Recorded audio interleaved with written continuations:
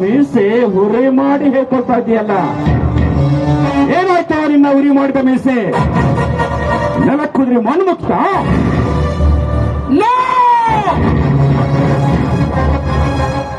ನಿಜ, ನನ್ನ ರೋಮಗಳಲ್ಲಿ ನೆಲೆಸಿ ನಗುತ್ತಿದ್ದ ನನ್ನ ಸ್ವಾಭಿಮಾನ ಸತ್ತು ಹೋಯಿತು.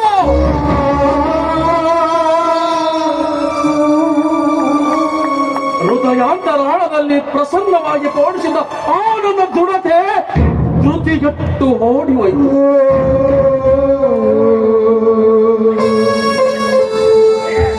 ಸದಾ ನಗೆ ಗಡಲಿನಂತಿರುವ ನನ್ನ ಮುಖದ ಮೇಲಿನ ಊರಿ ಮಾಡಿದ ಮೀಸೆ ಇಂದು ಸುರೇಂದ್ರನ ಒಂದು ದುಡುಕು ಬುದ್ಧಿಯ ಸ್ವಭಾವದಿಂದ ಹೇಸಿ ನೆಲಕ್ಕುರುಳಿ ಮಣ್ಣು ಮುಕ್ಕಿತು.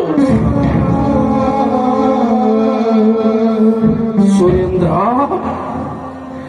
ಸುರೇಂದ್ರ, ಚೋಟಾಗಿದ್ದ ನಿನ್ನ ಬೆಟ್ಟದಂತೆ ಬೆಳೆಸಿದ ಈ ದುರಾದೃಷ್ಟ ಶ್ರೀಕಂಠಯ್ಯನ ಅದೆಷ್ಟು ಬೇಗ ಬರ್ತು ಬಿಟ್ಟಿಯಲ್ಲ.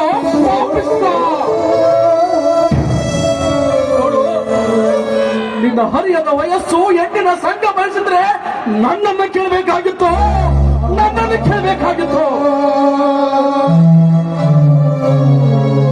ಬೇಸರವಿಲ್ಲದೆ ಬುದ್ಧಿ ಹೊತ್ತು ತಿರುಗಿ ರಕ್ತದಂತ ಕನ್ನೆಯನ್ನು ತಂದು ನಿನಗೆ ಮದುವೆ ಮಾಡ್ತಿದ್ದೆ. ಉಪಕೇಯರಿಗೆ ತಪ್ಪಲಿಗಳ ನಿಮ್ಮನ್ನ ತುತ್ತಿಟ್ಟು ಸಾಕಿ ಸಲುವಿದ ನನ್ನನ್ನು ಒಂದು ಮಾತು ಕೇಳದೆ ಎಲ್ಲಿಯೋ ಹುಟ್ಟಿ ಎಲ್ಲಿಯೋ ಬೆಳೆದ ಬಿಕಾರಿ ಹೆಣ್ಣನ್ನು ತಂದು ನನ್ನನ್ನು ಮದುವೆ ಮಾಡು ಅಂತ ನನ್ನ ಜೀವಂತ ಕೊಂದು ಬಿಟ್ರಲ್ಲೋ.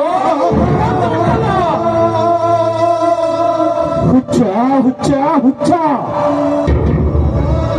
ಹೆತ್ತ ತಂದೆ ತಾಯಿಗಳನ್ನು ಲೆಕ್ಕಿಸದೆ ಇಂದಿನ ಮುಂದುವರೆದ ದಿನಗಳಲ್ಲಿ ಸೋದರ ಮಾವನಾದ ನೀನು ಯಾವ ಗಿಡದ ತಪ್ಪಲು ವ್ಯರ್ಥ ಇಲ್ಲ ಸಲ್ಲದ ವಿಚಾರಗಳಿಂದ ತಲೆ ಕೆಡಿಸಿಕೊಳ್ಳದೆ ಅಳಿಯ ಸುರೇಂದ್ರನ ಬಾಳು ಸುಖವಾಗಿ ಸಾಗಲೆಂದು ಆ ಭಗವಂತನಲ್ಲಿ ಪ್ರಾರ್ಥಿಸುತ್ತ ಬದುಕಿರು.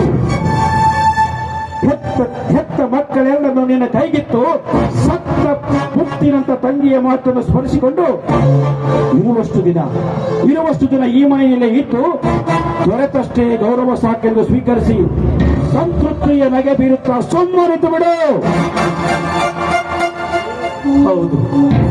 ಹೌದು, ನನಗೀಗ ಉಳಿದಿರುವುದು ಅದೊಂದೇ ದಾರಿ. ಇನ್ನು ಮೇಲೆ ನಾನು ಹಾಗೇನೇ ಮಾಡಿದೆ. ಮೇಲಿರುವ ಸಣ್ಣ ಗಡಿಗೆಗಳ ಎಲ್ಲ ಭಾರವನ್ನ ಕೆಳಗಿರುವ ದೊಡ್ಡ ಗಡಿಗೆಗಳು ಹೊರುವಂತೆ ಸಣ್ಣವನಾದ ನನ್ನ ಹಳೆಯಂದಿರ ಎಲ್ಲ ಭಾರವನ್ನ ದೊಡ್ಡವನಾದ ನಾನು ದೊಡ್ಡತನದಿಂದಲೇ ಬಂದೆ. ಇಲ್ಲದಿದ್ರೆ ನನ್ನ ತಂಗಿ ನೊಂದುಕೊಂಡು ತಂಗಿ ನನ್ನನ್ನು ಕ್ಷಮಿಸ್ಬಿಡಮ್ಮ.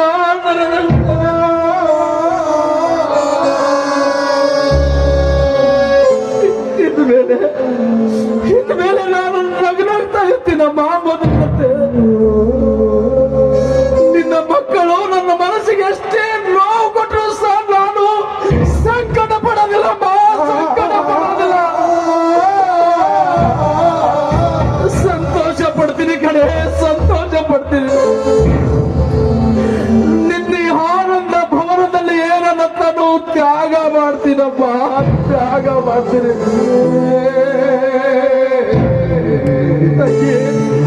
ನಿನ್ನ ಮಕ್ಕಳ ಕಲ್ಯಾಣದ ಕನಸು ಕಾಣ್ತಾನೆ ನಾನು ಕಣ್ಮುಚ್ಚಿಕೊಳ್ತೀನಪ್ಪ.